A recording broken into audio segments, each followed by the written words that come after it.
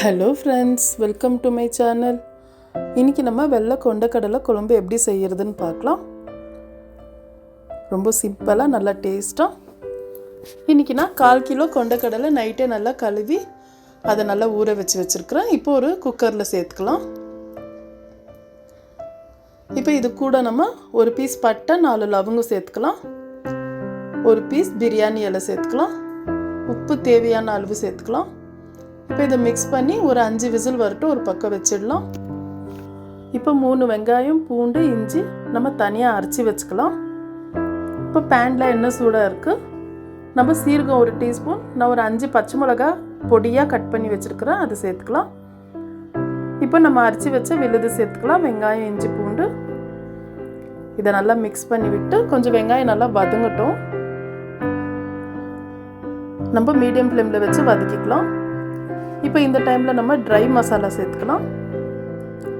நான் மல்லித்தூள் 1 டீஸ்பூன், மிளகாத்தூள் 1 டீஸ்பூன், 1/4 டீஸ்பூன் மஞ்சள் தூள், கரம் மசாலா 1/2 டீஸ்பூன், 1/2 டீஸ்பூன் சோம்புத்தூள், 1 டீஸ்பூன் காஷ்மீரி சில்லி பவுடர், இது எல்லாம் சேர்த்து கலருக்காக சேர்த்துருக்குற காஷ்மீரி சில்லி இதெல்லாம் சேர்த்து நல்லா வதக்கிக்கலாம்.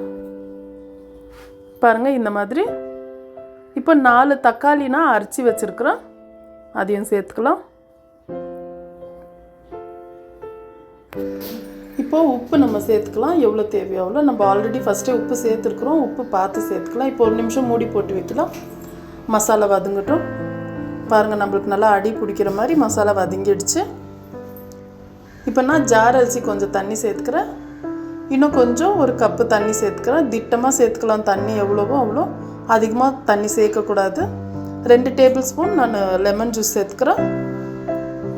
இப்போ கஸ்தூரி மேத்தி 2 பிஞ்ச் அளவுக்கு சேர்த்துக்கலாம். இதை மூடி போட்டு வைக்கலாம். இப்போ நம்மளுக்கு கடலை வெந்துடுச்சா பார்க்கலாம். பாருங்கள், நல்லாவே வெந்துடுச்சு.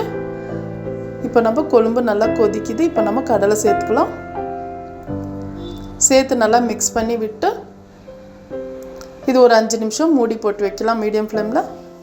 இப்போ பாருங்கள், நம்மளுக்கு இப்போ கொண்ட கடலை கறி ரெடி ஆயிடுச்சு. நம்மளுக்கு நல்ல மணமாக இருக்குது. அவ்வளோதான் ஃப்ரெண்ட்ஸ். இப்போ நம்ம ஸ்டவ் ஆஃப் பண்ணிவிட்டு சர்வ் பண்ணிக்கலாம். இன்றைக்கி நான் கொண்டக்கடலை குழம்புக்கு இன்றைக்கி பூரி செஞ்சுருக்கிறேன். பூரி, சப்பாத்தி, தோசைக்கெல்லாம் இது ரொம்ப நல்லா இருக்கும். நீங்களும் ட்ரை பண்ணி பாருங்கள். அவ்வளோதான் ஃப்ரெண்ட்ஸ். நான் போடுற வீடியோஸ் உங்களுக்கு பிடிச்சிருந்தா லைக் பண்ணுங்கள், ஷேர் பண்ணுங்கள், மறக்காமல் சப்ஸ்கிரைப் பண்ணுங்கள். தேங்க்யூ.